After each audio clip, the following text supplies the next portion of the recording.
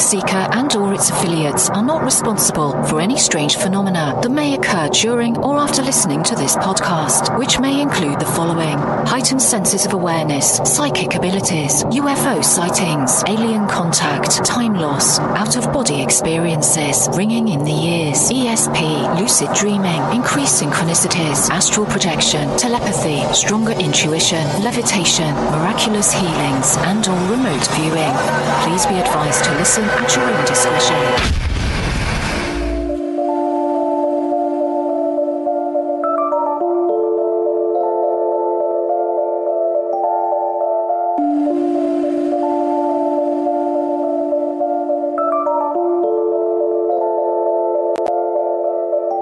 Won't you come and take me away? I just wanna be with you. Won't you come and take me away? To a place to walk on troubled seas, faith to stand when I don't believe. I just wanna be with you. Won't you come and take me away? I just wanna be with you.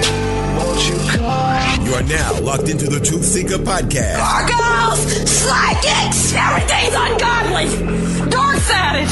Streaming live at truthseeker.com. She's not a Christian. Give it up, y'all. Your portal to the paranormal, esoteric, and all things spiritual. She's tampering in dark Savage stuff. And now, your host, Truth Seeker. Yo, what's up, ladies and gentlemen? Truth Seeker here, Truth Seeker Podcast.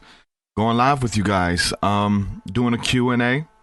Going to be speaking about some stuff this morning that's in the news. Maybe some stuff that's near and dear to my heart as well. I wanted to make sure I went live. I was supposed to have a guest lined up this morning, but there was a no-show.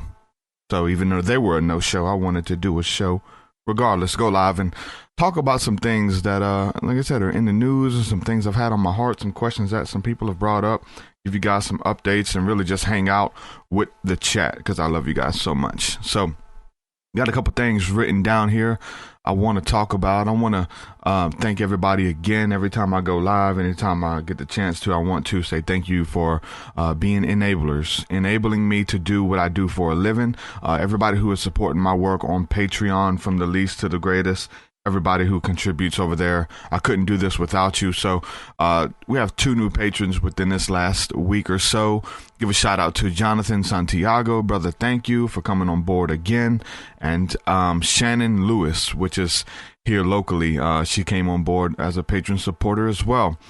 Funny thing about Shannon, this was one of the few times that I've been recognized locally for being a celebrity or whatever the case is. But anyway, me and my wife were eating at a Mexican restaurant, and we got up to leave, and this lady kept eyeing me. She's with her husband and kid, and she kept looking at me, and I'm just trying to be cordial and stuff. And she's like, "Oh my God, are you Truth Seeker?" So yes, I'm Truth Seeker. How are you? She's like, "Oh my God, I love your work. My name is Shannon," and stuff. So anyway, it was like one of the first times that I was recognized in public. And anyway, she became a patron. Thank you, Shannon. She was in the School of the Mystics with us the other night as well. Had a really good discussion. Those of you who support my work, you get access to my entire discography. You get 10 plus albums, bunch of exclusive stuff. You also get access to the School of the Mystics every Thursday night. So that's what we do there. Thursday night, 7 p.m. It's the community aspect to what we do. So head on over there, check that out.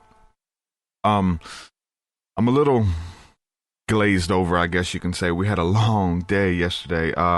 Went to the beach over here in Fort Walton in Destin, and the sun was beaming, and the waves were insane, man. There was a red flag out. We drove like 2.5 hours, 2 hours to be there. We wanted to get in. We went to the little bay area, which was calm, but there was a lot of seaweed and fish out there, so the kids didn't like that. I had fun looking at all the marine life and snorkeling and stuff. Me and my wife did, but kids wanted to go back to where the big waves were. We showed up at where the big waves were and was like, nah, we can't do this. Waves be done took one of y'all out there. So went to the bay, then we went back to where the big waves were. Like I said, red flag out. It was intense. And anyway, those waves beat us up. So we stayed out there for a while in the sun and the waves beating us up. So this morning, that with all of the salt refreshing you, I'm really tired right now, but I wanted to go live, so I may sound a little dull, maybe less animated. I'm not sure. Anyway, that would explain that. Had a great Father's Day. Got a really cool gift right here from my family. This, if you guys are watching on the stream, you'll see this is a E.T. mug, fitting for the conversation. So it's an E.T. mug from that Avon put out back in the 80s. This is from 1983. So I thought that was a really cool gift. They got me this retro E.T. mug. And if you guys want to see it, you can go to my Instagram. It's on there as well. Those of you listening on the podcast, pretty cool gift for Father's Day, I would say. I got a bunch of cool stuff, and also got this racing chair is what they call it. This is what I'm sitting in. I got this, was an early Father's Day present too, so I got that, and really cool stuff. I really enjoyed myself Father's Day, went, ate good, and was able to spend time with my father-in-law for dinner and stuff too, so that's what's up. But to talk a little bit about some of the topics at hand, we're talking about aliens. I'm going to go ahead and jump into what I have pulled up about Donald Trump, because most of y'all titled this Donald Trump and the Space Force. And so I'm going to play a video for you guys who haven't seen this. This is, well, if I could find it on my feed right quick. This is a video of Donald Trump, which just came out, I think, yesterday. Breaking: President Trump orders U.S. military to form a Space Force military branch. And Trump says we must have American dominance in space. This is real. He actually gave a briefing and spoke on it, and we're going to play that video. I may pause it in between so that hopefully I don't get flagged on YouTube for showing this video, but I'm going to go ahead and pull the video up here. Those of you watching, at right there. Okay. All right, I'm going to play it for you. Those of you watching, I'll do commentary in between, but this is pretty interesting. When it comes to defending America, it is not enough to merely have an American presence in space. We must have American dominance in space. When it comes to defending America, we don't just need American presence in space, but dominance. So important. Very important. So important. Importantly, I'm hereby directing the Department of Defense and Pentagon to immediately begin the process necessary to establish a Space Force. Immediately establish a Space Force. As the sixth branch of the armed forces. That's a big statement. Big statement. We are going to have the Air Force. Trump's telling you this. You're putting this out. It's a big statement. We are going to have the Air Force, and we are going to have the Space Force. Separate but equal. Air Force, Space Force. Two different things. It is going to be something so important. General Dunford, if you would carry that assignment out, I would be very greatly honored also. Where's General Dunford? General? Got it? Let's go get it, General. A lot of this stuff is tying together. I can give you my concerns, what I see. I've been having a lot more alien dreams lately. I had a scary one the other day. It wasn't a scary dream. It's just like when those jokers, like if you look, see it wasn't even the classic alien gray. It was something similar, but it's scary. It's different. It's something otherworldly. Like it's going to scare you. In the Bible, when the disciples or prophets were met by an angel, they fell on their face in fear and terror. It could be scary, man. Just to see something different. I mean, James Gilliland talks about like not being prejudiced about what type of alien it is or what it looks like or whatever the case is. Many people are still prejudiced over the skin color, and they're afraid of the skin color of human beings on the earth, right? A lot of black people, a lot of white people are scared of black people.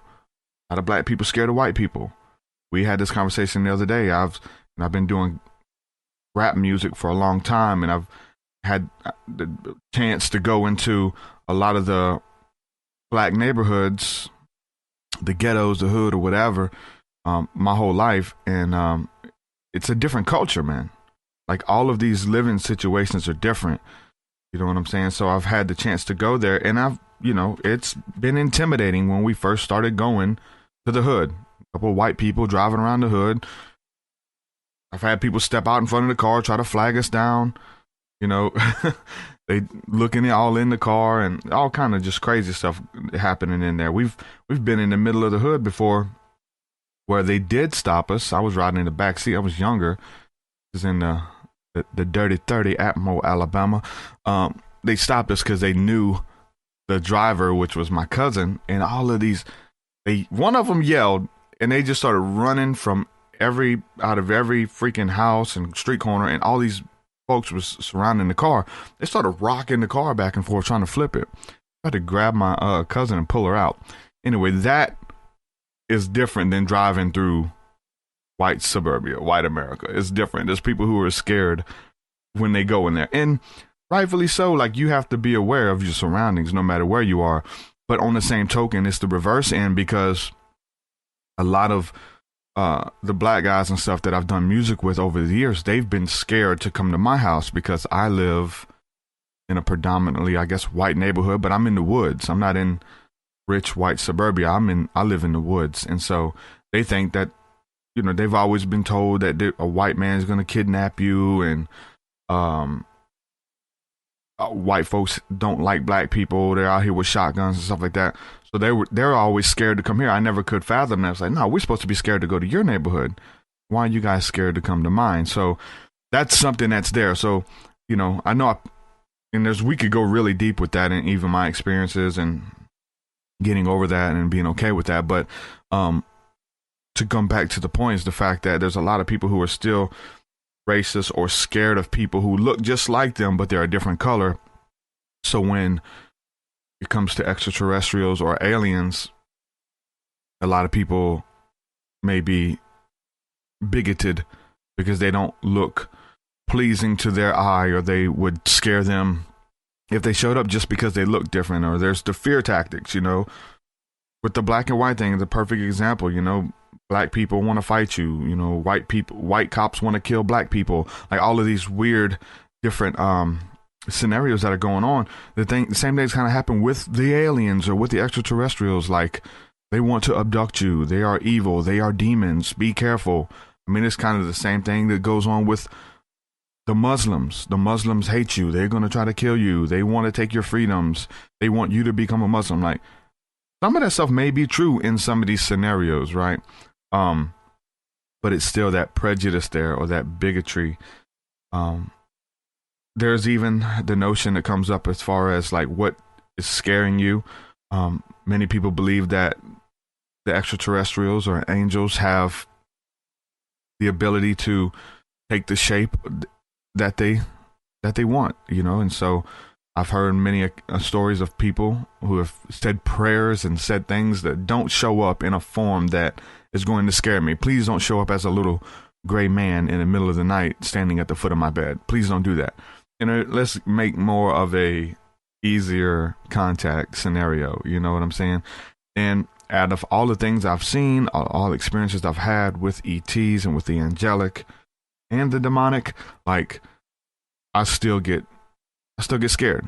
I can't lie to you. Like, some of those dreams and weird stuff that happens in the middle of the night while I'm sleeping, like, it's different, man. It's a little scary. So there's that there of them just looking different. We have to get over that. We need to get over it, not be prejudiced, and just accept any form that comes. Not be scared and not judge them by their appearance, right? There's too much of that going on anyway, especially when it comes to extraterrestrials, our space brothers, is what the Catholic Church called them. So we're seeing Trump come out and talk about this. This stuff's been coming to a head for years. Like I said, when I mentioned the Pope calling them our space brothers, this is something that there's been preparing for just a little bit over time. Reagan, back in his administration, had this very interesting speech. I don't know if you guys have seen it, but I'll pull it up. I don't know how much I can play of that. But a lot of people have talked about this, but he was addressing the United Nations and said that maybe the only thing that will bring the world together and bring about world peace is if that we're all fighting together against an outside invading force from outer space, is what he says. And says maybe this would be the only thing if we can band together to fight against this threat. And so they've always been kind of playing with that scenario a little bit. Or maybe he knew something back then that they're just now letting the American people or the world know about it just a little bit at a time, because they believe that if they was to tell us everything at once, people would freak out.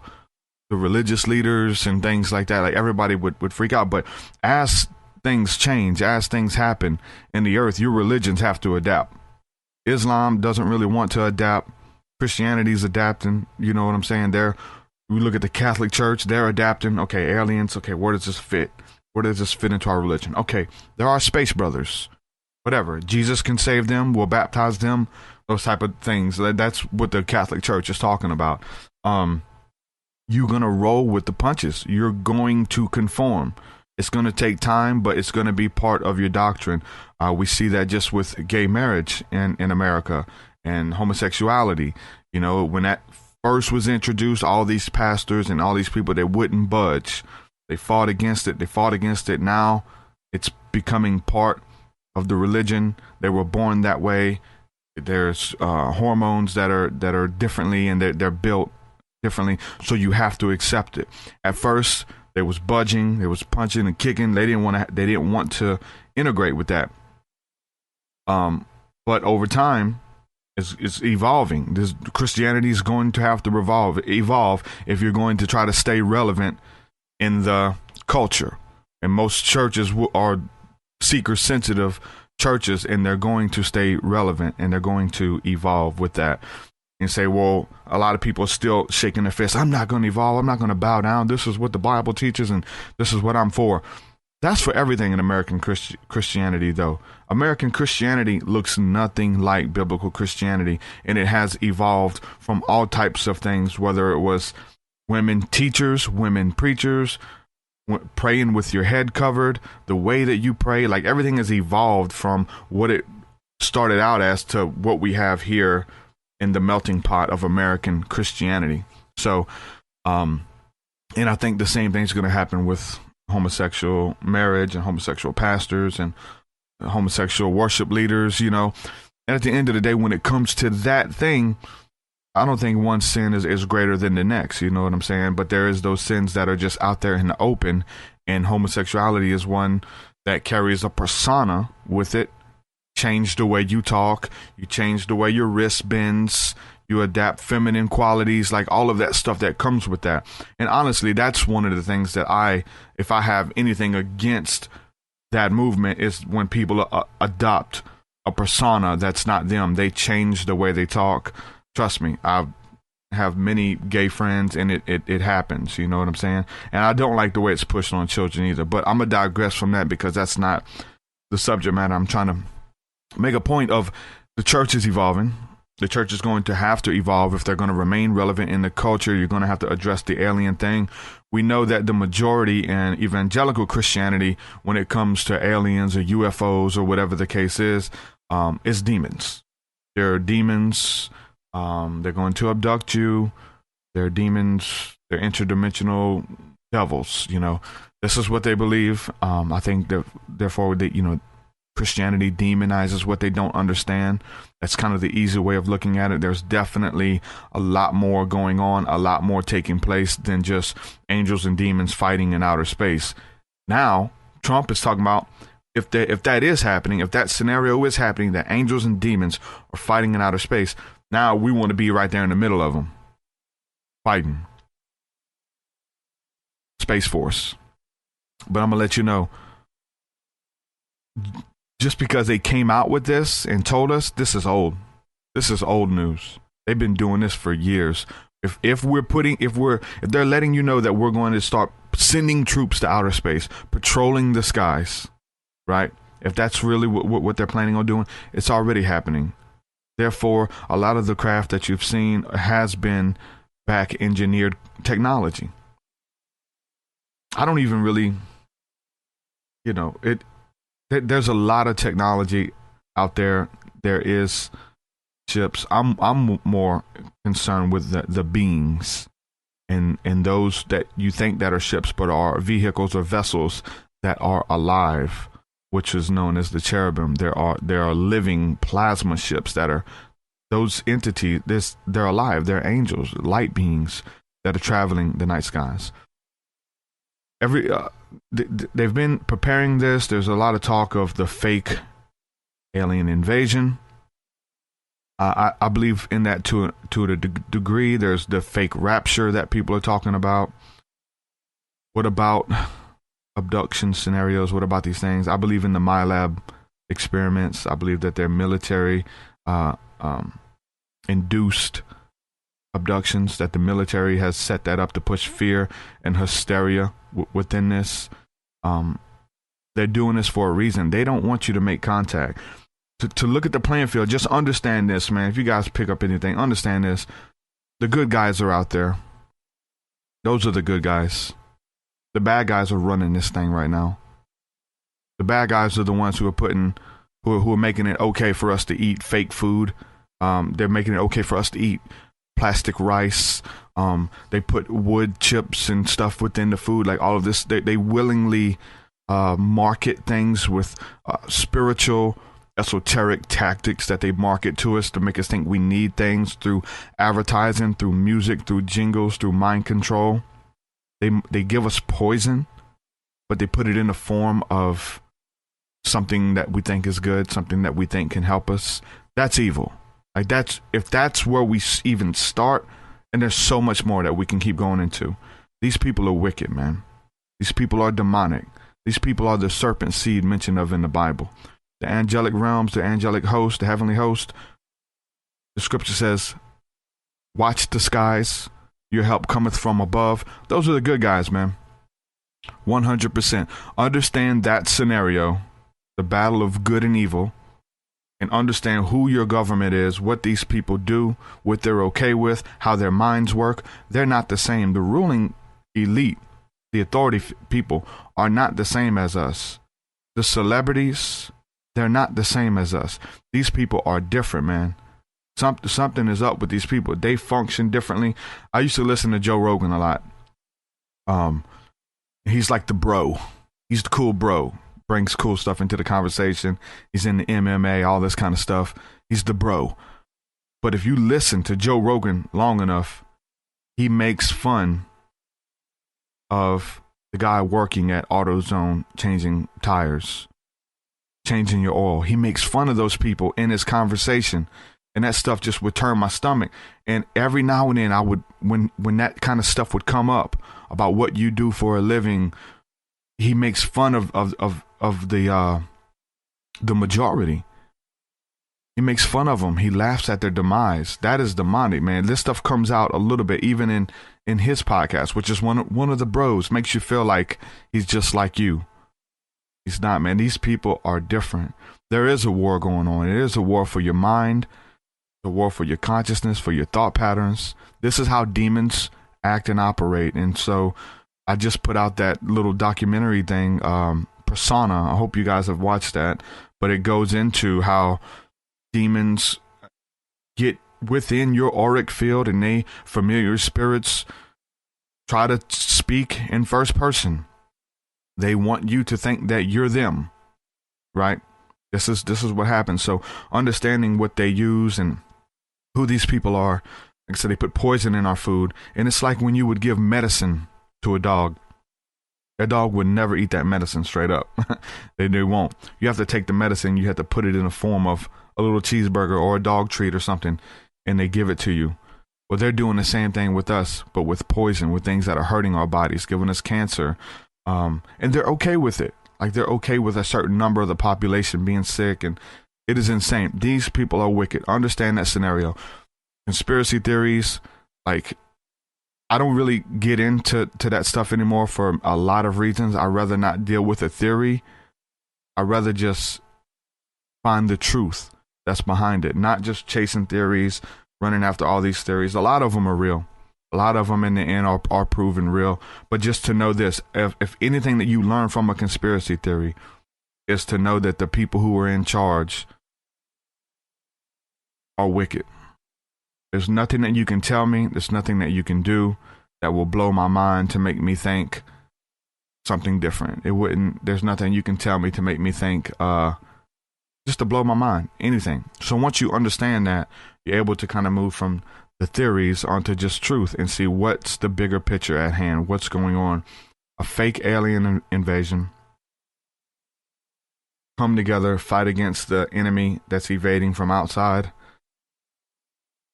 This is kind of the same thing that the American people do. After 9/11, we band together. The people are banding together to fight against the outside force, which is the Muslims, which is whoever's the enemy at the time. That's what they do. It's order ab K. You create the chaos so that you can be the good guy who creates the solution. I'll never let anything happen to you. I'm going to protect the American people.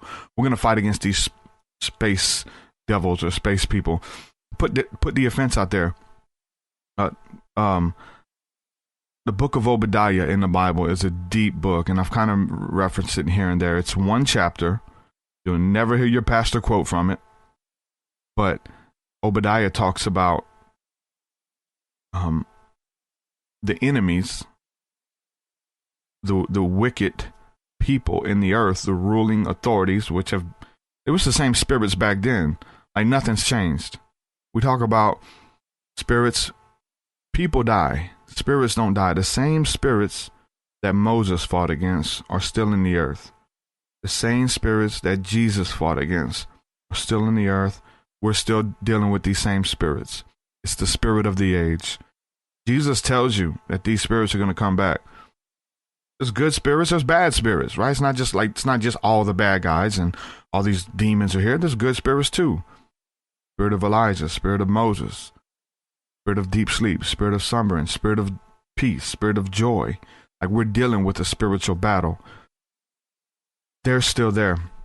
Obadiah talks about that those who would think to make their abode among the stars, that God would strike them down. They're going to try to reach God. Like, they're going to try to overthrow God. They're trying to play God. Your government, your pharmaceutical industry, they're playing God. I'm telling you, like, with the research and the studies, man, these people are wicked.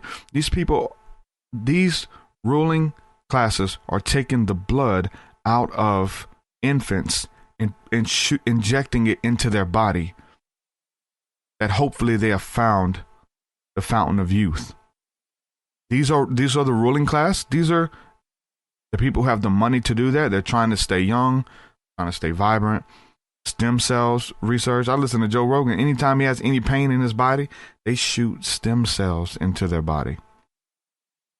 We talked about this just the other day, but I'll reiterate. You know what? I'm going to give me a second, guys. I'm going to pull this video up, and I'm going to try to play a little bit of it because I talked about it. But Ellen, Sandra Bullock. Let me see. Ellen was interviewing Sandra Bullock and talked to her about this facial that she does. And I'm going to play this, and I'm going to pause it and try to do commentary. Hopefully I won't get pulled, man. This YouTube algorithm stuff, man. If they could strike my channel and take away this ability to go live. So I'm just going to try to, we got to get the information out there though. So let's see. Me and Webb, here we go.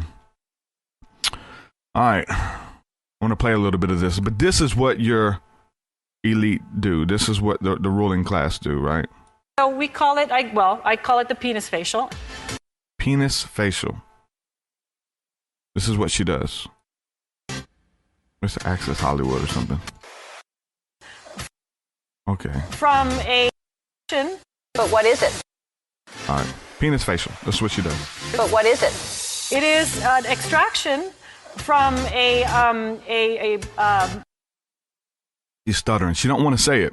She's laughing about it like, oh, I'm going to tell you guys what it is. a piece of skin. It's a piece of skin, guys. That came from a young person. A young person. A piece of skin. Far, far away.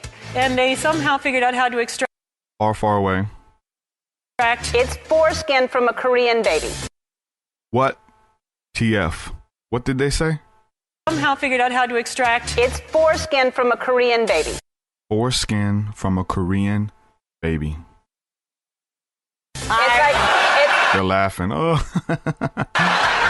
This woman, I don't know how old. Let me Google this up. How old is Sandra Bullock? 53 years old. Look like she's 33. That's what it is. Okay. Who comes up with this?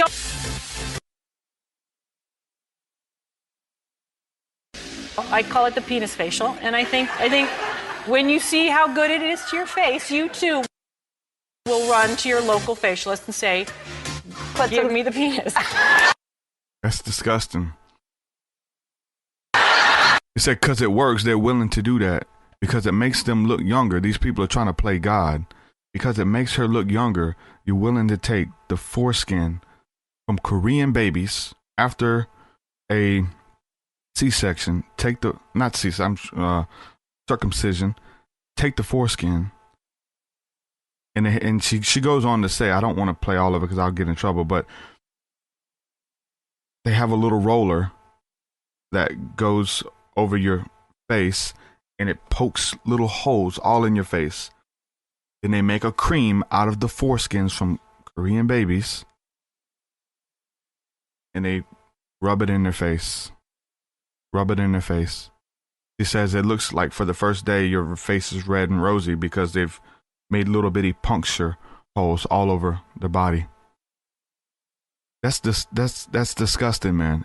To try to live forever, to try to play God, you're willing to do things like this. And we talked about this. I think it was with the interview with Home Sauce. He's in the chat. Shout out to Home Sauce.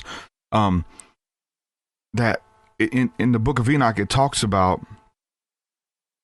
women. That the angels who sinned in the Book of Enoch, Azazel and these guys, came down from heaven, met around the mountain to despise and see what they can do wickedness and teach men wickedness so that God would reject them. If they teach you to sin against your creator and fight against your creator, then your creator would take his hand off of you and give you up to your sin or your wickedness or whatever the case is. So these angels come down and look at women and they teach men how to make war, how to do technology. They teach men all of these crazy things, and they teach women how to adorn themselves with makeups. So for me, there's a connection there when they're trying to tell them who comes up with that. The doctor in the lab. Somebody has to try it. Is it something that you know? Like, who tries that? And what else are they trying? This is just what they're telling us. This is just what they've told us. What are they not telling us? This is just not coming up. How long you think she's been doing this? This is 2018. How long you think she's been doing that? You think she just tried it last week and came on Ellen? They've been doing this stuff for years, man. It says in the scriptures, man, it talks about how that man's thought was continually wicked. And then the New Testament talks about that they create new ways to do wickedness. I think that's wicked. Call me old-fashioned, call me what you want. But taking the foreskins from Korean babies, grinding them up, creating a paste, and rubbing it on your face so that you look younger, I think that's wicked. Maybe we're cut from a different cloth. I think that's wicked. And that's just the piece of it. It goes back to what they're telling us. This stuff, these space wars that Trump's talking about. Let's create a space force. Where do you think Star Wars came from? You think that came out of the mind of the creators and the writers, George Lucas and those guys? Well, it definitely goes back to Joseph Campbell, which that's not a bad thing. That's the story of the hero. It's the hero's journey. That goes back to Jesus. That goes back to all of the archetypes. It goes back to us. We are on that hero's journey. We play the role of Anakin. We play the role of all of those people, honestly. Where does it come from? Do you think they made that stuff up? They put in these movies, man, stuff that is from those ancient books. Like, they know these people are high-level occultists. These people have studied. Someone knows. The Vatican knows. They have books that were taken out of the Bible for a reason. Enoch's not in the Bible for a reason, but it's quoted by Jude. It's quoted throughout the scriptures. The book of Jasher, book of Jubilees, all of these books. The Bible quotes all of these books. It quotes all of these weird books too. The book of Shemaiah the prophet is quoted in the Bible. Who is Shemaiah? Never heard of him. Who is Edu the prophet? I think Jeremiah quoted Edu the prophet. Who is Edu? Where is he? What planet is he from? Like, who is Edu? Mace Windu? You know what I'm saying? Like, who are these people? When you look at, we're talking about Enoch, we're talking about Hollywood, how this stuff is just released a little bit at the time, so that when we do come up with these scenarios, or people do come out with some truth movement or whatever, and we try to talk about this, oh, you've seen that in a movie. You've seen that you got that from a movie. They're putting all this information in the movies. They're putting it all in the movies. I said, we look at Transformers. There's the Transformer movie called Transformers, Rise of the Fallen. And they go, and it shows you when it comes on, the spirits from the stars are going down from heaven into the deep places of the ocean, into caves, chains of darkness. This is mentioned of in the Bible, and it's mentioned of in Enoch. It is the story of Enoch with the angels. And these angels are coming down, and it says that the angels that sin are in the deep places, the pits, the center of the earth. They're in chains of darkness reserved for a specific time that they'll be loosed back on the earth. So Enoch shows this. The Transformer shows us the spirits are coming down. They're going back to like loose these spirits back onto the earth. This is a prophecy in Enoch. It says 200 generations after the flood that these spirits would be released back onto the earth. And they tried to do the timing on that. That is around where we are now. It's the weird thing. That's a prophecy. Your pastor's not going to tell you about that. But that's a prophecy. They took the script. It's really plagiarism at its finest, because they took the script from Enoch and they put it into a movie, changed the characters, changed their names, playing out the same scenario, which is a lot of what these other false religions have done as well. They've taken our story, but they've tried to make you think that Jesus was the fake one, that Jesus is the copycat, but not knowing that the scriptures talks about astrology, and the scriptures talks about like everything that they're bringing to the table. They make us think that it's evil. That's why we take back the spiritual giftings, we take back the psychic abilities, these type of things. They make you think that came from another religion or the occult or from the New Age. No, that stuff is biblical, man. Divination is the devil. Watch out. No, divination is biblical. And I'm going to show you. Stick with me. I already showed you a little bit in the last presentation that I did, and hopefully y'all able to pick out some gems out of that. Hopefully that will open up your mind to something will reach out to you and just move you to study. Just something. If it's just one thing. I was trying to tell a story. I'm learning how to do that, but hopefully that came across at the end through personas, but maybe introduce some new ideas to you about the mask that we wear and speaking from your most authentic self. So understand that Star Wars has been a real thing. We look at Edgar Cayce, one of the most renowned psychics, who was a Christian minister, at that, from Selma, Alabama. I've been to his shop. I got a picture of me standing out. They got a monument out there in front of his shop that he did all his readings out of. But Edgar Casey said that the Battle of Armageddon, he believed, would be fought in outer space. The Battle of Megiddo be fought in outer space. Something's going on out there, but understand whatever is released, whatever moves forward in your studying, understand that the bad guys are running things right now. The good guys are out there. Your salvation draweth nigh. Look to the skies. Look to the skies, the cloud ships. Cloud by day, fire by night. I make my ministering spirits as a flame of fire, saith the Lord. I'm telling you, have that scenario down. Needs to be addressed, man, because they're coming out with it. We look at, to the Stars Academy. We look at one of our favorite bands. We were even listening to the band yesterday, Blink 182. What's his name? Names jump in my memory right now, but the lead singer, one of the lead singers from Blink 182, started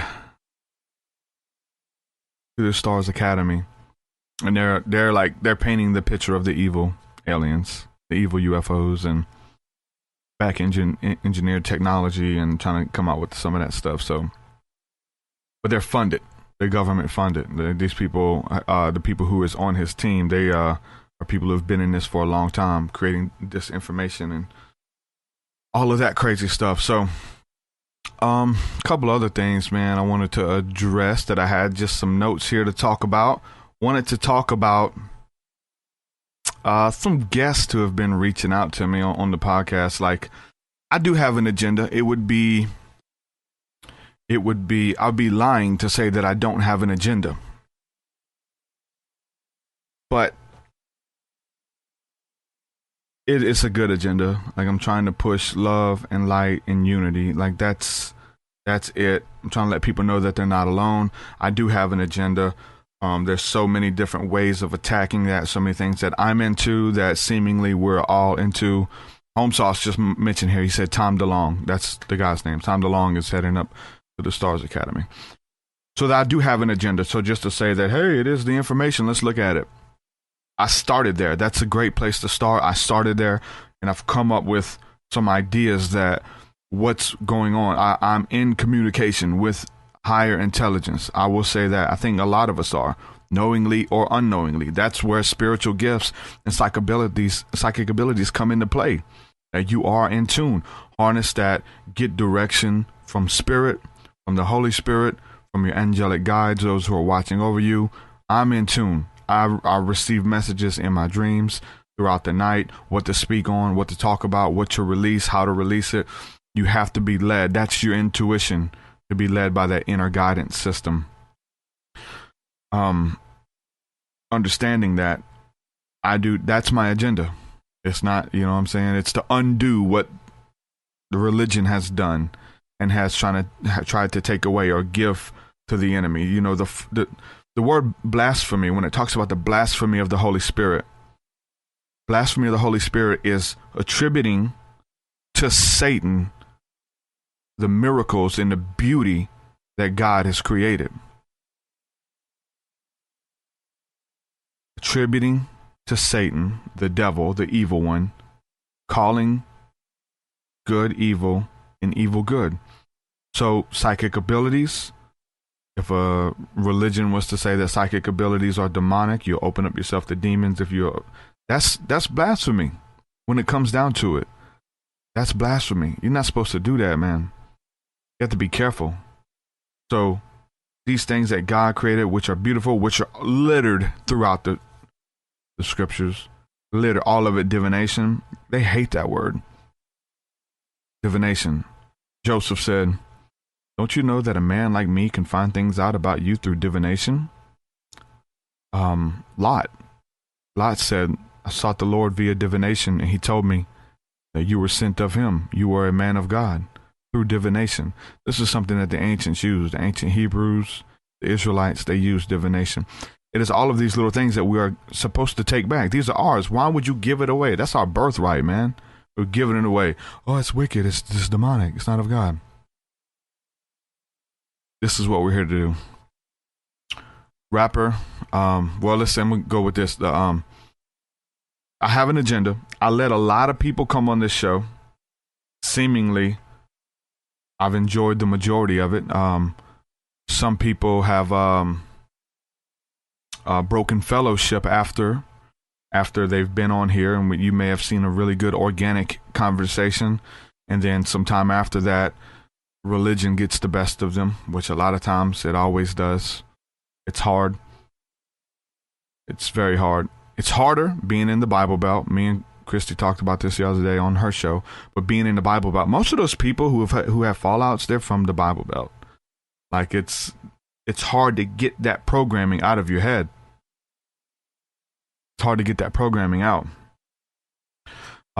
People who I've walked hand in hand with, they've, put out statements against me or spread rumors or, it's just about the information. I don't do anything. This is what I do. Like there's nothing, you know what I'm saying? I don't think that there's anything that I'm doing. They'll try to make up stuff. They try to say I'm making pacts with demons and all kind of crazy stuff. But I'm open about it. So I've had a lot of guests who approach life from a different standpoint. Their experience is different. I try to find common ground. The scripture says, can two walk together unless they agree? I try to find some things that we can agree on, bring it to the table. Let's build and see what's happening. That's what religion doesn't want you to do. Religion don't want you to do that. To find common ground with your enemy. They want you to think that these people aren't even your enemy, man. These are brothers and sisters. Talking about your enemy. Have I become your enemy? Because I tell you the truth? Because I tell you the truth, I become your enemy. Well, it doesn't fit your narrative. Understood. Religion is deep, y'all. Religion means to bind and to hold back. There's people who I've interviewed and I've named them, from time to time, that I'm not friends with these people anymore. I'm not. These people are wicked. These people are trying to tear down what I've been building. That's not your friend at all. At all. So I've opened up the platform for a lot of people from a lot of different backgrounds of discussion of whatever, and I've enjoyed it. I've enjoyed every interview. Some of them I have to kind of help the guests along because they're not that well spoken. They're answering yes or no answers. They just, you ask them a question, they say yes or no, and they just end. You got to learn etiquette, guys. Like you got to talk. This is content. So anyway, I've interviewed a lot of people. Some people have come back at me just the other day. I don't know if you guys have seen it, and if he's watching, God bless you, brother. But my latest podcast I just put out featuring James Robor. It was a good interview, talking about hearing the voice of God speaking to us, and a good interview. We did that, and then he's like, at the end of the interview, if you guys watched it, he says, man, I really liked a lot of stuff you talked about. This was a good show. I'm gonna have to check out more of your stuff. I guess he didn't know who I was. And I don't know if I reached out to him from radioguestlist.com or something, or he reached out to me. But anyway, that interview was set up. I didn't know him from Adam, but that was an organic conversation. He's like, man, I like what you're saying. I'm talking about prophetic. I can speak the Christian language. I mean, I believe in Christ. I study the scripture, so I know how to speak your lingo. So we had a good Christian conversation. Actually, but he mentioned in the conversations about hearing the voice of God. And then he says that you can hear the voice of God through nature, through the animals, through the wind, through looking at creation. And that's true. The Bible speaks openly about that, hearing God speak to you through all these things, through nature. But then after we did the conversation, I guess he looked into me a little bit. He looked into my work, and he's seen there's a lot of talk, and I'll go live a couple times about magic mushrooms. I mean, I've talked about that on many occasions. It's a part of my life, part of many of your lives. And it's okay. And I guess he found some of those interviews. So I just go, after our interview, I go to his Facebook and he's got a couple posts. He did a post. He said, Jesus is my magic mushroom. There's no high like the Most High. So he equates magic mushrooms with getting high, which is the first fallacy. You know what I'm saying? From my standpoint. And I've been very clear that it's not about that. So I did an interview where I went live and showed the medical and health benefits. I believe he watched that because he ended up going live on Facebook and mentioning magic mushrooms and saying how there's Christian ministers who were saying that it's okay, blah, blah, blah, blah, blah, regardless of the health benefits and all this kind of stuff. So this was like right after he came on the show. I guess he checked out my work and seen that. But I'm going to say this. If we're having the conversation and you're saying that God speaks through everything, if you can listen and you can hear God speaking through everything, he can speak through the wind. He can speak through the trees. He can speak through nature. But he can't speak through a magic mushroom? Through a mushroom? Psilocybin? I've showed you the fruit of it, the fruit that comes from it. This, what we're doing right now, is the fruit of that mystical journey. 100%. Now, it's not outside of Christ. It's through Christ, through the spirit of love, through the spirit of unity. That's Christ. All good things come from above. So it's not, I would never just say it's just from that. It's from a lot of things. I like to say the alchemist, Christ, psilocybin, all of these things through alchemy and through forming it. We are here. We are this expression, and we're doing what we're doing now. Many of you. It's not just me. You look at my good friend. He wants me to write the foreword of his book, Drew Gower. I've had him on here. Talks about his story. And definitely very similar. The alchemist and psilocybin. Like that combination is with Jesus too. You know what I'm saying? The Christ. Like all of it together, man. For me, it's a win-win situation. And I know many of you guys listening can kind of bear witness with that. And then many of you guys want to bear witness with that and you haven't done it yet. That's on you. Like I say, if it calls you, it calls you. It's between you and your creator. But yeah, so there's been people we've done interviews, and then immediately after, the guy did a little research. I messaged him after. I didn't say nothing about it. He just said we should keep in touch. Sure. He didn't address it, but you know, it is what it is. And I know that what I've built here is because I've been able to create a safe space to talk about that stuff. That's not, a lot of conversations do go there. My wife doesn't like that. Every time she tunes in, I'm talking to somebody about psychedelics, but we have to have the conversation because nobody else is. Like the James Robar, he's never heard of it. How can you, he said you smoke it. He said you smoke magic mushrooms. Like, how are you going to go live and talk about magic mushrooms? And you talking about smoking them. You can blend them up, put them in a tea. You can eat them. You don't smoke them, bro. Like, that's not even... You need to have some type of experience with this stuff, man, before you just go out there and just calling good evil and evil good, no matter who you are. I take that with great reverence. I've done my research. I put my heart out there. I understand that the scripture says that those who are teachers are going to be judged more harshly. I believe that. I believe that. I believe if you're putting out propaganda, if you're putting out, you shouldn't speak on anything. You shouldn't speak on anything that you haven't experienced. Just speaking out your whatever. So Christy Lee says, Truth Seeker got rebuked. Lord, Lord. I didn't get rebuked. He didn't say my name. He just was influenced by my work and felt like he had to do a rebuttal, but he didn't. He never mentioned me.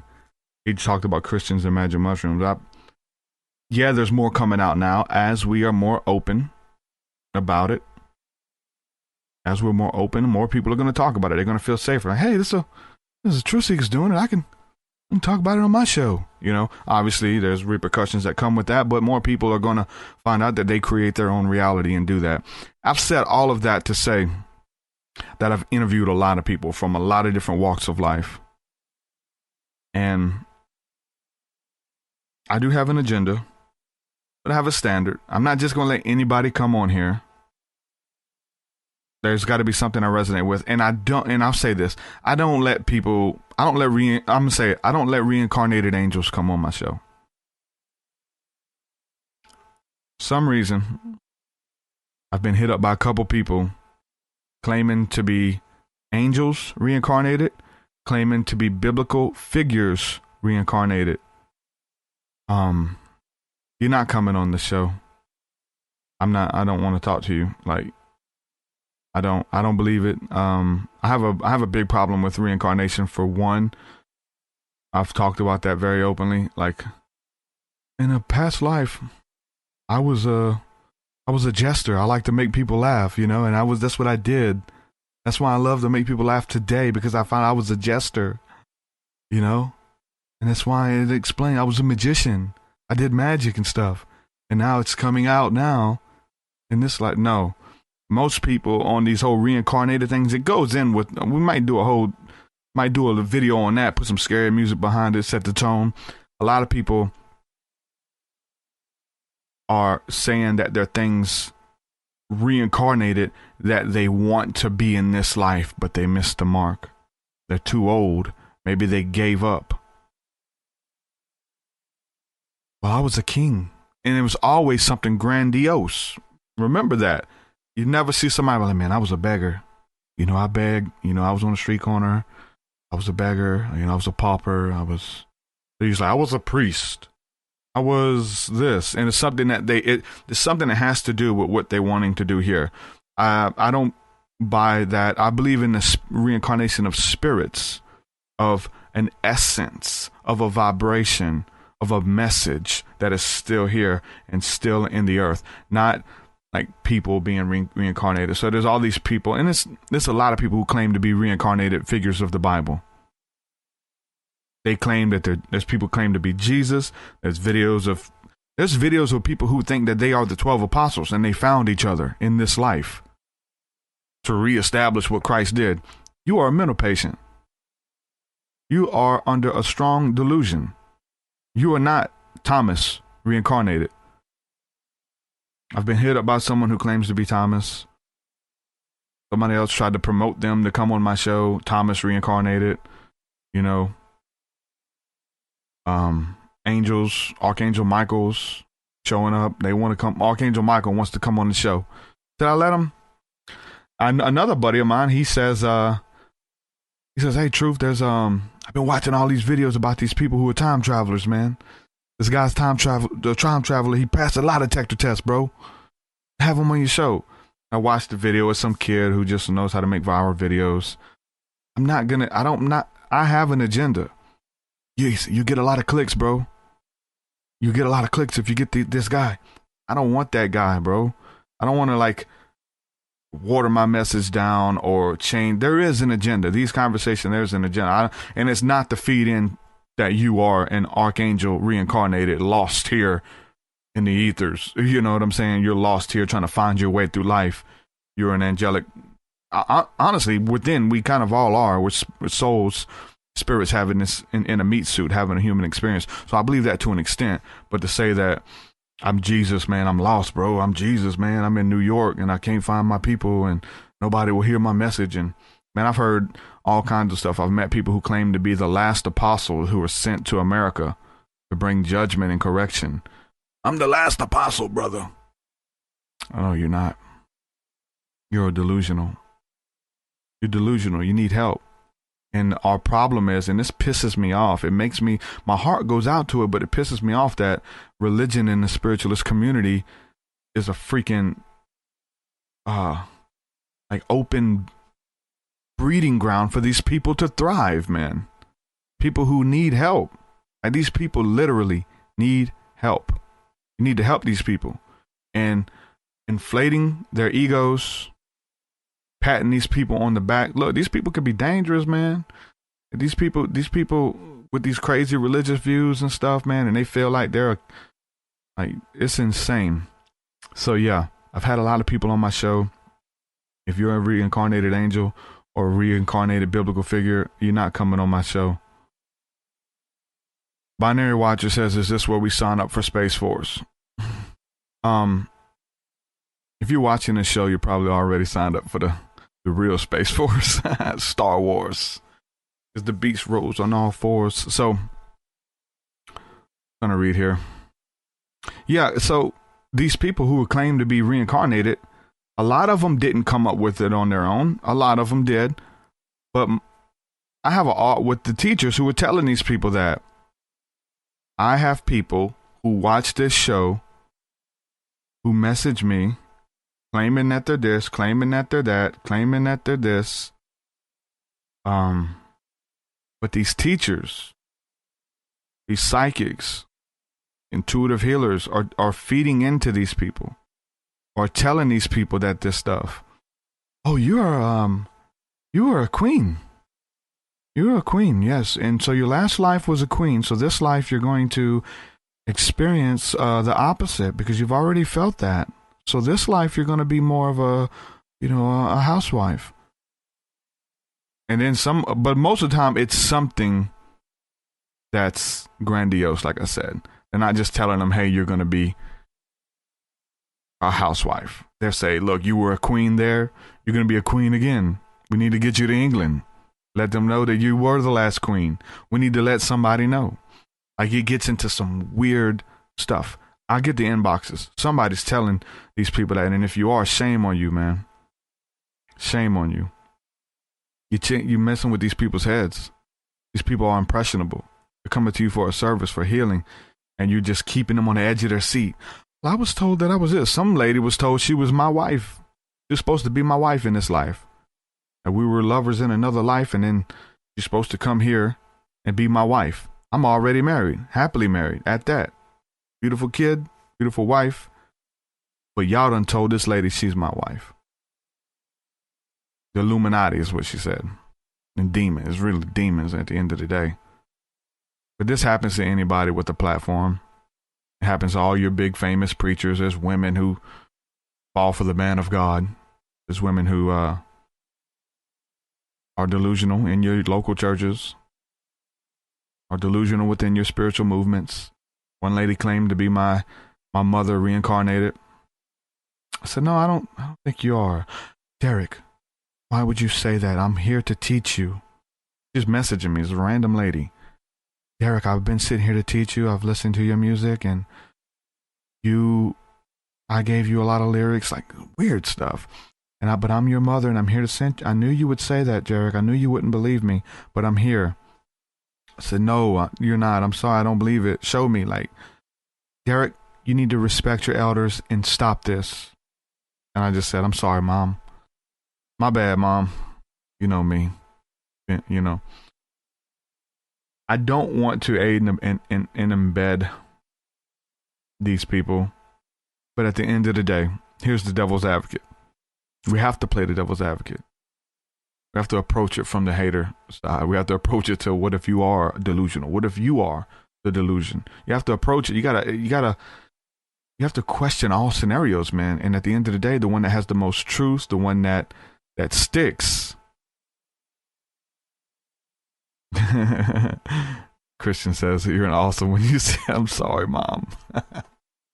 At the end of the day, what if we die? We get to heaven, you're raptured, whatever you want to happen. What if you meet your creator and you're like, I did my best, further your message, well done, good and faithful servant. What if you get there and God says, well, these few things I have against you, I sent the Archangel Michael to you to be on your show, to give you inspiration, to impart some spiritual gift to you, and you wouldn't receive him. How did you send him? He was on Facebook. I sent your mother from across the world to find you. Your mother found you, and you rejected your mother. Shame on you. I sent you your wife. The Illuminati told her, and you rejected her. Shame on you. What if these people are right? What if I'm the bad guy? What if I'm the bad guy for questioning them? If you can't be questioned, then something's wrong. We have to question everything. I question myself all the time. I think it's healthy. I think that you have to know what you believe. Some people say from the religious community, Truth Seeker, you confusing people out here. I'm confusing them because I'm talking about things they've never heard of. They're confused. You're confusing people out here. Confusion is a good thing. God is not the author of confusion, Truth Seeker. No, but confusion is a good thing. You're not going to seek the truth. You're not going to ask the questions to look for the answers until you're in a state of confusion. Many of you religious people out here walking around, y'all know everything. You guys know everything. I can't tell you nothing. So when it comes to some of this stuff, you're not confused. I'm not confused because God's not the author. I know the Lord speaks to me. I can follow his voice. He tells me everything. No, you have to be in a state of confusion, man. Many of these people out here, many of these church folks out here following Trump like he's Jesus. Like I've seen a lot of posts that refer to him as Jesus, like one who was sent up from among his brethren, who gave up his rich possessions to become poor and humble and be ridiculed by the nations. Like that was Jesus. I got a lot of Christian friends and people I used to affiliate with on Facebook, and they're posting this stuff. He's a modern Jesus. He's out here to make himself look bad so that he can get the truth across. Man, that man is a devil just like the rest of them. He's a puppet. Trump has no power. Trump has monetary gain and has influence from a monetary level. But as far as him being a president and getting him in the office is going to do things and we got Trump in. No, that's symbolic. He represents something of where they want to go. They have to go back and forth, people. They have to go back. They have to go back and forth. If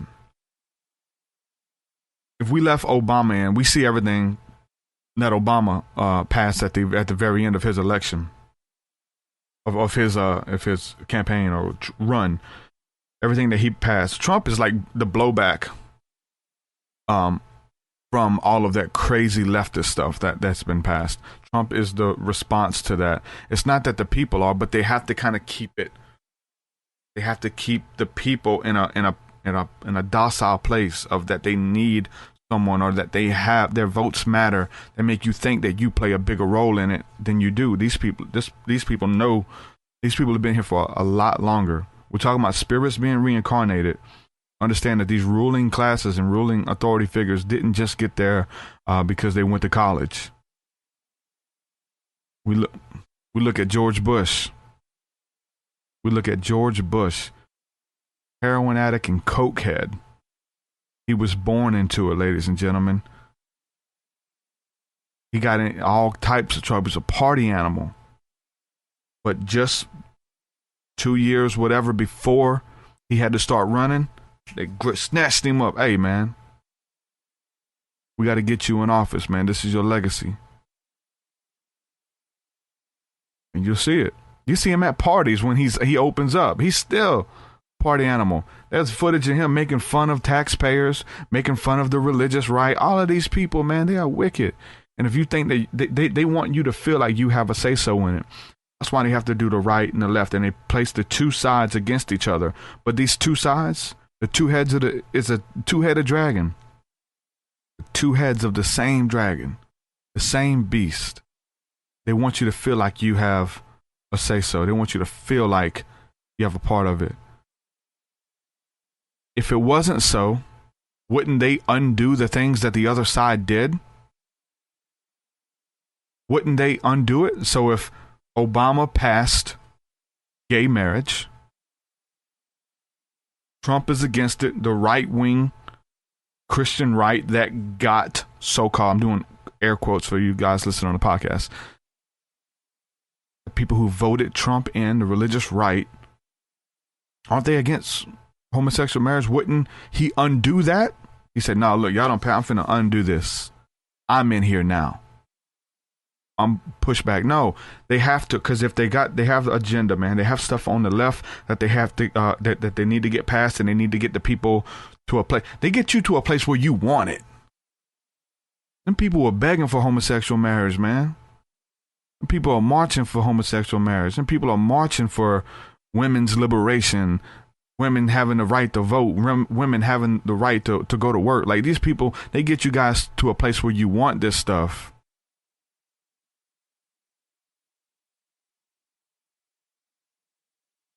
whatever it is, and make you feel like you made it happen. And people tricked y'all, man. Through how? Through Hollywood. Oh, you lost Hollywood. The religious right lost Hollywood. They'll admit that. But that influences everything that we do. All the big YouTubers, where they out of? They out of Alabama? No. Where's all the big YouTubers from? Where do they go? Where does all of this stuff come from? It comes from California. The left state. The whole state left. Understand, man, that there's something bigger here at play. There's something bigger here at work. I'm not against anybody. I love everybody. I don't care what you are part of, but I don't feel like I don't want nothing forced on me. But even me, at the end of the day, I've been influenced, right? Television, media. We're trying to unlearn. That's a life. That's not no, I'm woke, I'm awake. You're woke, but you're awake, but you're still fighting, you're arguing on Facebook with your brothers and sisters about this and that and this and that, but you woke, right? You woke. Okay. Rapper XXX Tentacion supposedly just passed away. Sad news, man, just to see people with that kind of talent, with that big of a voice. That dude had like 120 million views on one of his latest videos that was just put out a couple days ago. 120 million. Kevin Gates ain't even doing those numbers. You know what I'm saying? Like, there's a lot of people who aren't doing those numbers. 120 million. XXX Tentacion. He was killed. So you're not promised tomorrow, man. And I think that's a wake-up call for a lot of people. Not just him, but everybody in that realm who are losing their lives to drugs, to ODing, overdosing.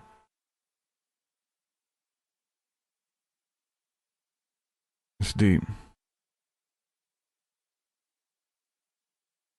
Trying to read the chat here. Yeah, man, we're in weird times, man. This programming.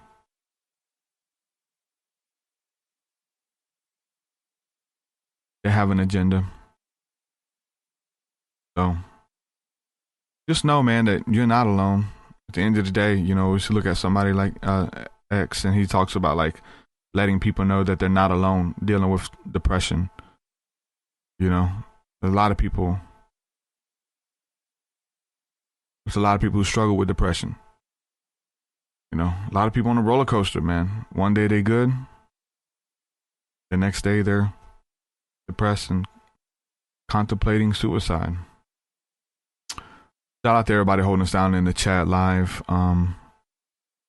Soul Forsaker, Christina, Christian, Christy Lee, Home Sauce, Tiger Doug. Tiger Doug says, I liked your interview with Mars, True Seeker. Hey, thank you, man. I'm probably going to have him on again. Mars is on this really deep kick right now about universalism, being a Christian universalist, believing that Christ died for everyone. And a lot of people don't like that. It takes away your good deeds. It takes away your merit, you know. If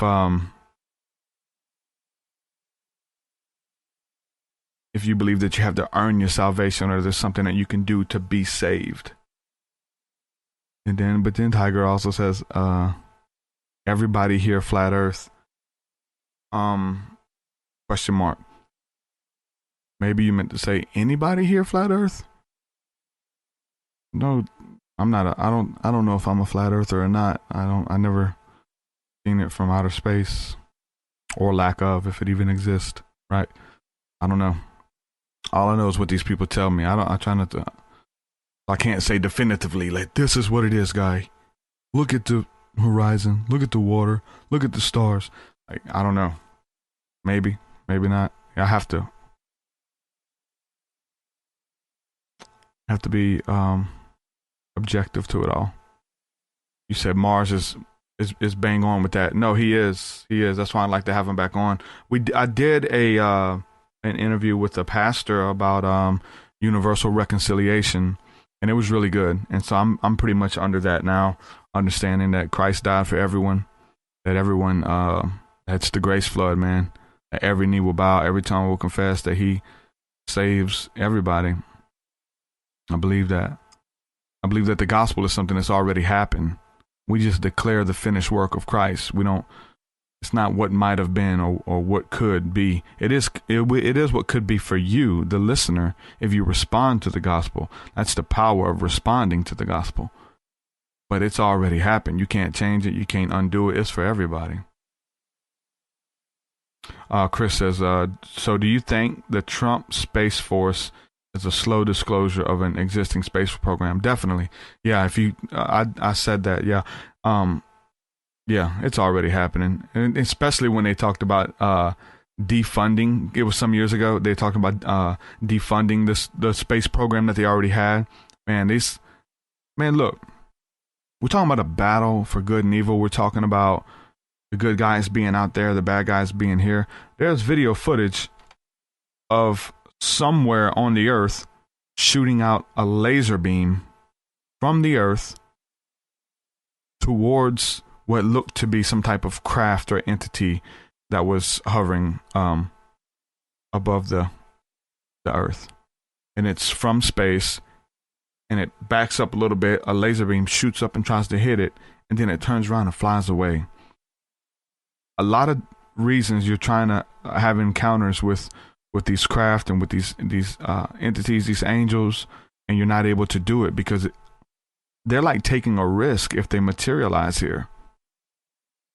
I've been in situations where I've seen them, I've willed them to happen, they've shown up in jets. I don't know if they get a call, look, there's a craft here, there's jets. I believe that this is probably something with the chemtrails. It'll be a beautiful day out. I believe if there's going to be a lot of heavy traffic, this is what I've received.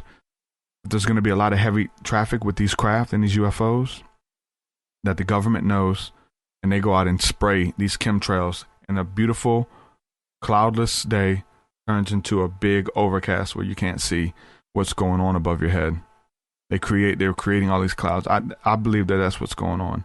Through my meditation, through my prayer, through my communication, that's what I've just been picking up. I've had the encounter. Hey, look up here. I look up during the day. See the craft? It says hello. It says look to the left. A jet's coming to scare it away. I look to the left. A jet's headed, fighter pilot headed straight to it. Look back. See it. It disappears. So therefore, these things, they're trying to be shot down. There's footage of wrecked craft. These craft are being shot down, man. So I really do think that a lot of times they're taking a risk to materialize in a physical object. That's why a lot of times you see as entities. You see the light beings. You see the seraphim.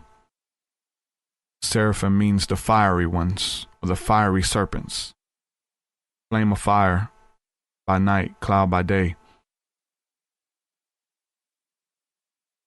Soul Forsaker says, I've seen a UFO like a miniature white sun, fast, silent, and huge. That's what's up.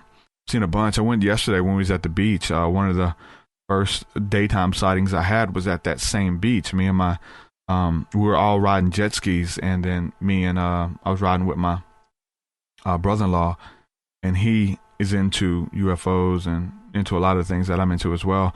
And we both seen a cigar-shaped one. It was the first and only time I've seen the classic cigar-shaped UFO. And it's one of the things, like, I'm looking up at all times. Like, I want to see it. Like, you will it. You're looking. You look. It's not like just happen. Hey, randomly see it. Like, I'm looking for it. Just like you would go fishing in the water. I'm fishing in the sky. I'm looking, trying to see what I can find, if anything's out there. So we seen one at that beach, which was on the Gulf Coast by Destin. So Destin Beach. I've seen a lot of different craft. There's a lot of different stuff out there. A lot of spirits out there hovering around, flying around in the ethers. They're out there, man. Tiger Doug has just joined the fold. Thank you, Tiger Doug, for subscribing to the channel. You just subscribed. Thank you, brother. Donations are active too. Thank you guys for donating to what I'm doing.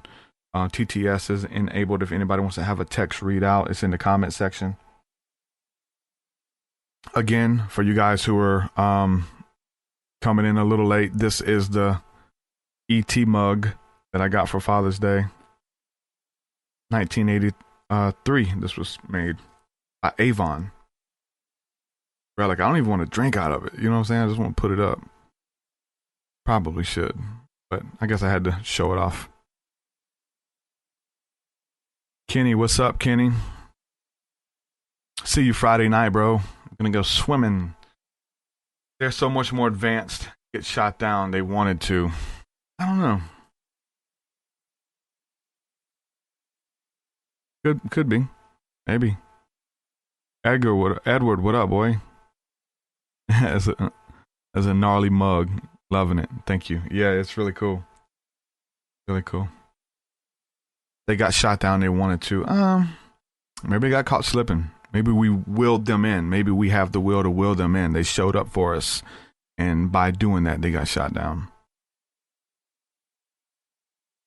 Who knows? Maybe they are demons. Maybe demons are spirits. And these spirits have created bodies for themselves. Many people believe that the little gray alien beings are suits. And the big eyes are just like lenses. And they're animating these suits. That those spirits have the power to possess these meat puppets. Kind of like what we are. And the fallen angels or the demons are getting in these beings. And now they're animating them, and now they're abducting people. And I don't believe that. It's a cool theory, but I don't believe that. I do think that most of those the abduction scenario is my lab programs. I really do, and just from my encounters, man, and from my experiences, like reading people, listening to testimony from people who don't have an agenda or didn't have an agenda, put it that way. Listening to those people. The Christian people have an agenda, like everything's demonic. Everything's demonic for the Christian. Gio, what's up? Says I've been seeing angels by asking them to show themselves. That's all you got to do. You got to have time to wait, you know. You gotta have time to wait. And he said, we'll talk Friday. Brother, do I need to show you one? We might need to go out, man. Kenny, that's I'm gonna win you over, man. Me and you and a few little friends, we should go out and make contact. Change your life. I'll be abducted, bro. You're trying to get me abducted. Experience, man, that's what changes our mind on anything. Like, how can you tell me something is demonic when I've experienced it and it's been blissful, it's been beautiful, it's been nothing but positive, like, you know, or vice versa.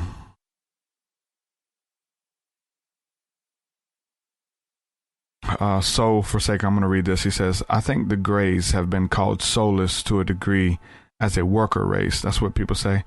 But many Grey types are positive spiritual beings. My labs are very active. Millions are being taken and returned.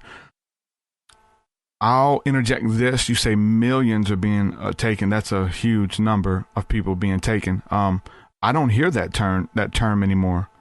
I haven't. If millions are being taken, I mean that's a degree that somebody we know has probably been taken, right?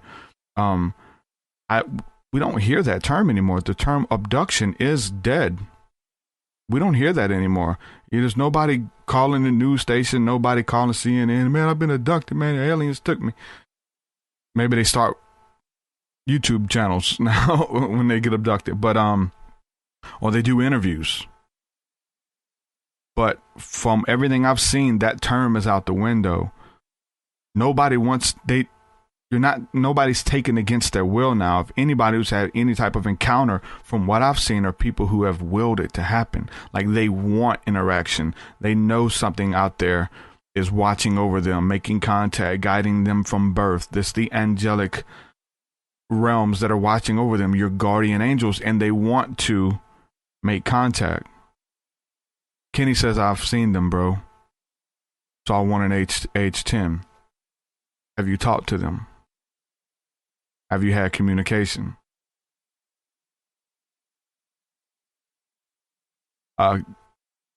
Kenny says, only when it won't recognize Jesus as their master are they demonic.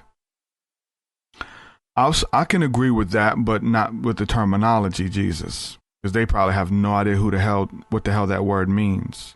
You know what I'm saying? Like, who is Jesus? Like, I never heard that term, you know? So, if you was to I'll agree with you 1,000% if you reworded that to say, and because this is what Jesus means to me. Maybe it means different things to different people, but it says only when they won't acknowledge Jesus as their savior or master. To me, that would say, only if they don't acknowledge love as their master are they demonic. I agree. Only if they don't acknowledge spirituality and peace and unity and oneness and universal love as their master are they demonic. Yeah. It's Christians out there who bear the title Jesus, but those other, just by title, by name, my Savior, Jesus on high Calvary, if the Lord tarry, like that's what Jesus means to them. But the universal love. Hey, Cody, man, thank you for becoming a patron, man. Thank you so much. Cody just pledged on Patreon. Thank you so much for supporting my work. There's Christians who do not the things that these. Says, why do you call me Lord? Why do you say Lord, Lord? Why do you say you love me, but you don't do what I say? That's what Jesus is just simply doing what he says. It's a spirit. Those who follow him must follow him in spirit and in truth. The spirit and the truth is the love, the peace, the unity, the grace. Okay, what is the fruits of the Holy Spirit? Peace, the patience, the joy, the long suffering, like all of those things. So if those ETs or angels, whatever they are, if they don't abide by those rules, they're demonic. I agree with you. I agree with you on that. That's the plumb line. That love is the plumb line, and love is the fruit, and that should be the way we judge all things. That's the way I judge Christians, right? I don't judge you because you come in my house with a Bible and saying, blessed be the name of the Lord, and then coming with all, y'all had that happen to y'all. I ain't trying to put too much personal stuff out there, but y'all had them people come to y'all in y'all's house talking about some blessed be the name of the Lord with the Bible, and just, you know what I'm saying? And I don't want to go into too much. We talked a little bit about it maybe on the podcast, but that happens, man. We have all had that happen by the religious people. I have dreams. In fact, I'm having a serious case of deja vu right now. Wow.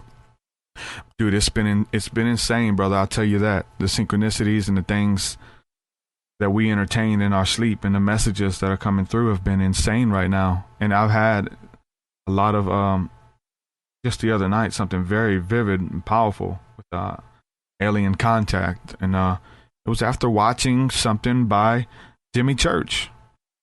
You know? It was insane. It was scary. You know, it was definitely scary. I mean, be an expert or anything like that, like, you know, still get scared. I'm a human. Like, I've seen some things, man, but maybe at first glance you have to like get used to it. You know, it has to be something that you're just kind of slowly welcoming. You just probably still get scared if you had an encounter. Duke says, I know about Lucifer and his battles against the elders of the universe. Christina says, and my dad does too. Pretty much all my relatives are aunts like that. She uses religion on my. Yeah, religion is used for control, no doubt. So when the people who are not in a religious place, or they look at it and say, man, religion's demonic. Religion itself is demonic. Like, that's demonic, right? I think they're right. I think that religion is being used as mind control to bind and to hold back. I say that to say that that's not the true Christianity that Christ brought and Peter walked in and taught. They were working in power and miracles and signs and wonders and healing and ridding people of demons, of bringing love, of bringing truth, of oneness with God, that you are loved. Like, that was their message. And that's a powerful message. It can revolutionize this world, and it did. That's the truth of Christ and what they brought. Spirituality to the highest degree. The highest degree. There's no new age guru deeper. They take from our practice and reword it and rework it, and y'all think that the new age came up with it. Hearing the voice of the Holy Spirit, inner intuition, dreams and visions, like discerning of spirits, communing with spirits, angelic contact, leaving your body, traveling to heaven, like all of these things. Y'all, people giving this, y'all crazy, man. I done lost y'all marbles. You think I'm giving that up? That's they don't get to take the fun stuff. Keeping all the fun stuff. I'll give y'all the baggage. You take the baggage of religion. You take the mind control. You take the I'm right, you're wrong. You take the hatred. You take the bigotry, denominationalism. You take it all, man. We bring in oneness through Christ, which is universal love for all beings. For all beings. It says Christ is the head of all beings anyway. So yeah, they're going to bow down to Christ. He's the head. There was nothing that's created that exists that didn't come through him anyway. They got to acknowledge their creator. Yeah, make them bow down. You feel me? Like, that's really. Colossians, man. Reading Colossians when we're talking about spiritism or spirits in general, any type of spirits, Colossians chapter 1 is so deep. It's so deep about that. And it lets you know that Christ is the head of all principalities, of all powers. When it talks about every knee shall bow, every knee, even those in the spirit realm as well. But those angels who have gone astray, those who are in the chains of darkness, those who are here tormenting people on the earth, it says that don't you know that even you will judge the angels? That's the angels we're going to be judging. The fallen angels. We're going to judge those angels with Christ. We're walking in power. We're walking in authority. We can forgive sins. We have that authority. We have that power. How is it given to us? It's just been passed down through Christ, what he's already done. We take that message, take his example, and we walk with it. Or we run with it, wherever you are. But just knowing that the only grace that you can share, the only faith that you can give out is what you're practicing, is what you're walking in. If you don't have that grace, you can't give it. So how do I look like speaking on something that I haven't encountered or experienced? I'll let you know about grace because I've experienced it. I talk about demons because I've experienced it.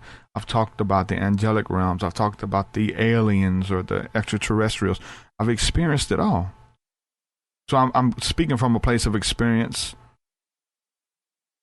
And just because I've experienced it doesn't mean I'm right. I mean, you definitely need to go back and reference everything I'm talking about.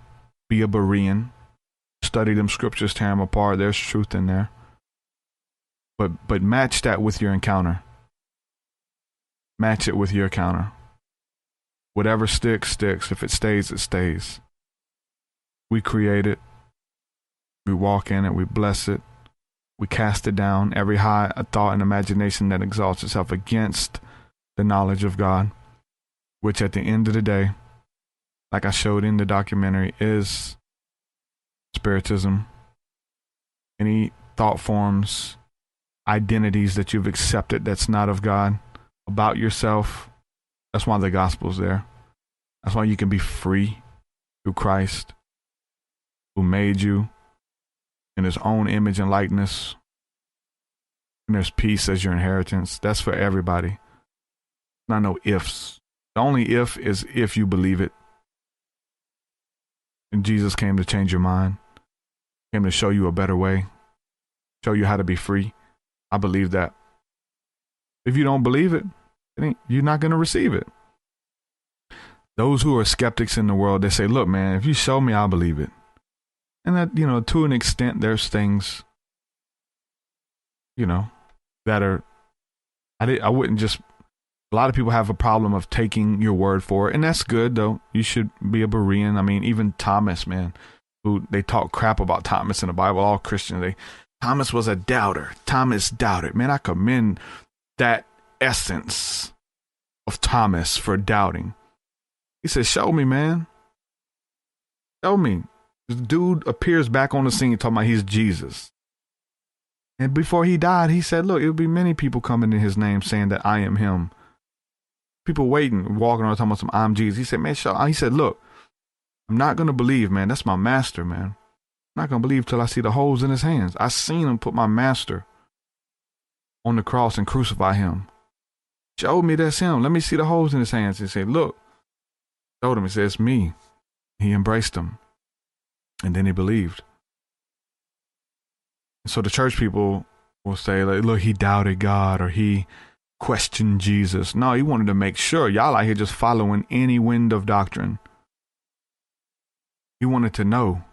This man gave his life for that gospel. He left everything and followed Christ.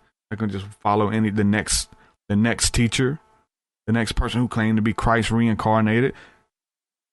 You think it's funny, but there's those cults, those people I'm talking about who claim to be Jesus reincarnated.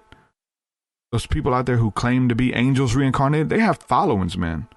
Thousands of people follow those dudes.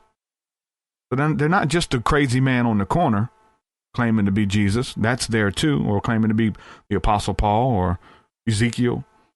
Those people are there too. On the corner, the crazy people fighting flies, fighting little birds around their head. Those are demons. That's why the scripture talks about that. When it talks about demons in the Old Testament, it uses the analogy of every unclean bird and all of these exotic birds. They're talking about demons in the Old Testament. When you're reading about that, it's an analogy. That's what it's talking about. So it's not just about following the next guru, man. There's gurus everywhere. It's fake gurus who expose themselves and then show you how they're fake and then show you how to lead a people. Just to show you for an example. And they document it. It's not about being a leader or following somebody who claims to be a spiritual guru or a spiritual teacher. Many of them fake miracles. Talk about fake miracles and things like that to get a following. But it's about following truth, man. Christ is truth. Love is truth. At the end of the day. So anything that doesn't agree with that, then I try not to back it. I try not to be a part of it. What's up, Joshua Fluman? Love you, bro. Gio says that's crazy. People claim to be Jesus and angels reincarnated. I mean, he said it would happen. He says, look, show me the scars in his hand and I believe him. So there's that skeptic side of that. And it's not like some of that's good. But people of faith, we're supposed to believe God at his word. We're supposed to believe in the miraculous, believe in the supernatural, and we believe in it so much so that we see it. The world would say, show me and I'll believe it. And to some things, I think that there's wisdom in that. But when it comes to being people of faith, say, look, if I believe it, then I will see it. If I believe it in my mind, if I confess it with my mouth, then I'll see it. And that's how we are, people of faith. I confess it, I believe it, I receive it, I see it, I create it as I speak it. Abracadabra, as I disarm and dismantle and handle negative entities with my positive energy. When I'm flowing, they're feeling me. Look, we speak it, we create it. That's what the word means, abracadabra. I create as I speak. That's what a magician would do. say abracadabra right before they did their trick. That's what that word means. It's actually a Hebrew spell, to conjure, to create it. Comes from mysticism in Hebrew. It comes from the Kabbalah. I create it as I speak it, but there's truth in that. Yeah, Carolyn. Carolyn says, I'll go back and reread Colossians. Man, just read, I mean, it's a short book, but read the first chapter, man, and just read it slow because it's good. It's real good. I'm trying to read. Okay. Christian says, man, don't you dislike it when you try to speak truth, but they twist your words and try to say, oh, so you're God. You try to put life on the line because you're speaking something they don't want you to know. Yeah, definitely, man. I think that guy, I gave a full discourse on the healing properties of psilocybin and showed you studies from health.org and a couple different big websites. What was it? Forbes.com. And then showed you all kind of independent research of the healing properties of that and just approached it from that level. And then the guy at the end of the day just says, you're just trying to get high. Really? Thought I discussed that. It's funny, man. People need to put you in a box. Oh, you're a druggie. Okay. Oh, you're a mystic. Okay. Oh, you're into mysticism. Okay. You're a Christian. Okay. You're a Jesus freak. Everybody has their own boxes, man, that they need to put you in. But the thing about us, we understand there's no box you can put us in. We transcend all the labels. We transcend all the boxes. There's no boxes that you can put us in. We have to be careful what we find our identity in, because our identity is hidden and found in Christ.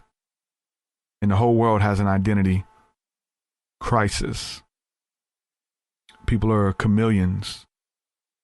They just begin to mimic their environment and to begin to do things and say things that the people around them are doing. We have to know who we are.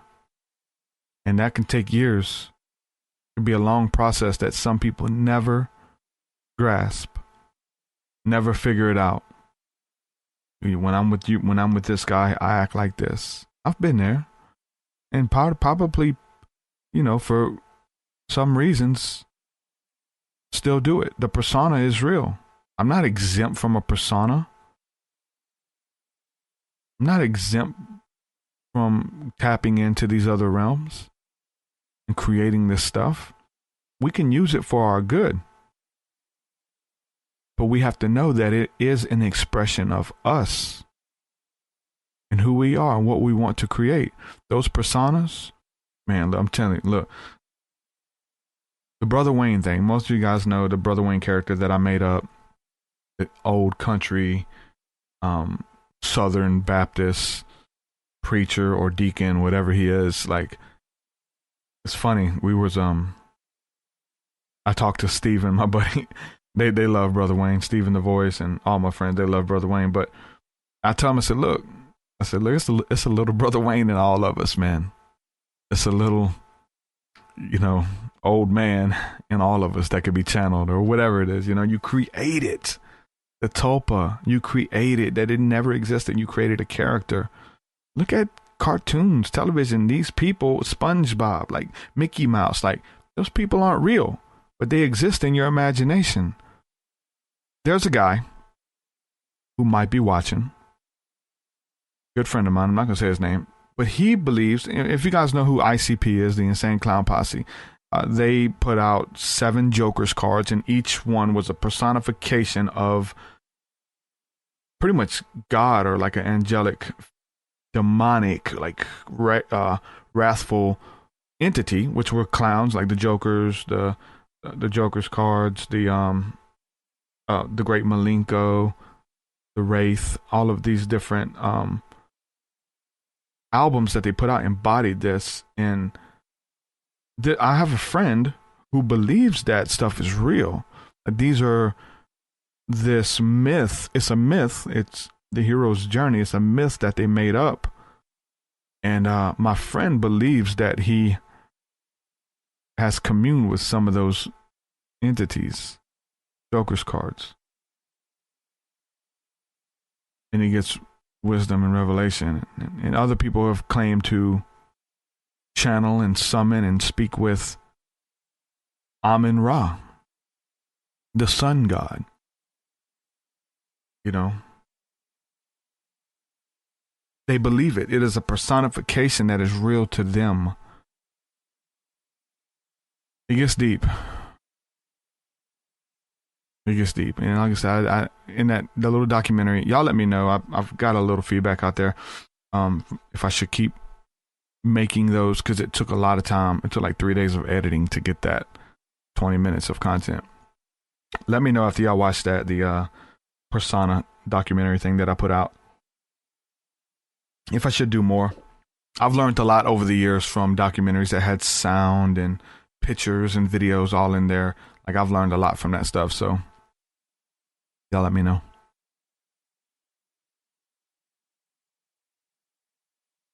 West Side Connection, bow down, home sauce. Bow down when I come to your town.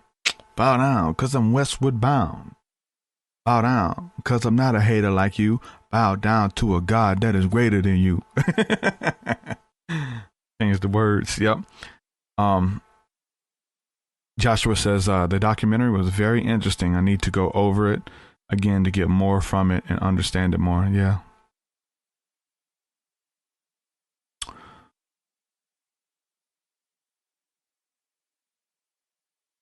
Puts on Emmanuel lens. That's what's up. So, all right, I'm going to go ahead and jump off of here, man. I enjoyed hanging out with you guys. I had a couple things I wanted to touch on. Touched on the Trump Space Force. Most people want to sign up. I was even talking to my wife about that when we were stargazing, like, to sign up for something like that, the risk that you take, and you know, they may I believe they sign people up from birth on that, man. Like, they breed people to be in those programs. I don't think you can take someone who has once lived here and put them out there, make them fight, show them all the secrets and stuff, and then expect them to just kiss their family goodbye and live this secretive life. It tries to happen now. It doesn't really work that well. So with that, I'm going to say peace and shalom. Thank you guys for supporting my work. Thank you guys for becoming patrons to enable me to do this and to do my music and everything that I'm bringing to the table. Support is definitely needed. You get a bunch of cool stuff. It's not that you're just giving me money or something like that or whatever, but there's a bunch of stuff that you get in return, and I try to make it worth your while. You definitely get the bang for your buck. I got 10 plus albums, some really good stuff, if I might add. You get 10 plus albums for whatever you want to do a month, $5 a month. I mean, you do the math on that. 10. So if there's 10 albums, that's $100 if that's all you got was the 10 albums. You also get access to a bunch of exclusive content, new music before it's released to the general public, and you get access to the School of the Mystics, our Thursday night sessions, which is our family. That's family, man. You guys show up. Universal Light Pure Love Ministries says, what's up, brother? I want to say that's either Aaron Fowler or his girl. What's up to you guys? Aaron Fowler will be on the show soon. Much love to you and y'all's movement and what y'all bringing to the table. Shout out to everybody in the chat. Yeah. Namaste. Aaron. What's up, Aaron? Love you, brother. Yep. We're going to have another discussion on my channel soon. So looking forward to that. And I really enjoyed our talk. Y'all check them out. Universal Light Pure Love Ministries on Facebook and YouTube. Much love, guys. We'll do it again. Yeah. I get a lot of messages about guests to come on the show, and I've been reaching out to a lot of them. I mean, I got Heaven Raiser from the Wu-Tang Clan, because I reached out to him a couple months ago. It didn't happen, and then somebody else hit me up and said, hey, reach out to him. I'd love to hear him on your show. I responded and said, look, I've already reached out to him. They didn't hit me back, whatever. But I took that as a sign, like, okay, do it again. Since this person's messaging you, synchronicity, you know, go in and see if they can come on. And we set it up and it happened. So I get a lot of messages from people who you guys listen to, different researchers, artists, musicians, whoever you guys want to see, who you think would be a good conversation to get into some deep talk. spirituality. I try to tie everything into spirituality and biblical mysticism and things. So that's set up there. Austin's asking, how much do you have to donate to get to School of the Mystics on Thursday night? Austin, you're already a patron, man. You have access to that. You sign up for $1, $1 shekel, and you get access to that. You're already a patron. You should definitely have access to that. So I lost my train of thought. I'm telling you, man, those waves beat the mess out of us. It was fun, but it's scary too. Like, we could barely go out. It would have killed us. The lifeguards kept making us come in closer and stuff. But it's like a washing machine. Them waves will pick you up and they start tumbling you. You gotta, telling the kids, put your hands in front of your head, man. Like, I don't want to break your neck, because like I've hit my neck. Like, it'll pick you up, and it'll be shallow water too. But the waves come through so big, pick you up and just throw you around and flush you out. So that was fun, but it beat us up. So that's why I'm a little taken back right now. Joshua says, get that train back. Man, I forgot what I was talking about, man. I don't even know. It probably wasn't important then. Anyway, okay, it was about getting guests on. So a lot of people reach out to me for getting the guest.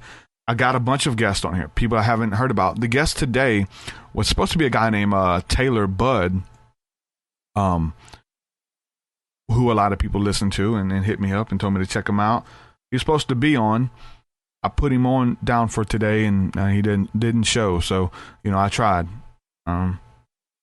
But you're not coming on if you are an angel reincarnated. I think I've established that. Joshua says, I was about to say that. I've been told that I would go so far that I would get lost, and said I'm being teared apart by a medium. Didn't believe her. I'm going to say, get Trump on my show. Yeah, let's get Donald on here. Be awesome. So with that, I'm going to say peace and shalom, guys. Thank you guys for supporting, for real. We'll do it again. Let me know who you guys want to see next. Peace. Your way so much higher than mine, so much higher than mine, so much deeper than mine, so much deeper than mine. Well, that does it for this episode, folks. To hear more episodes of the Truth Seeker podcast, head over to truthseeker.com. And if you're wanting to support the show and get rewards, go to our Patreon page at patreon.com/truthseeker.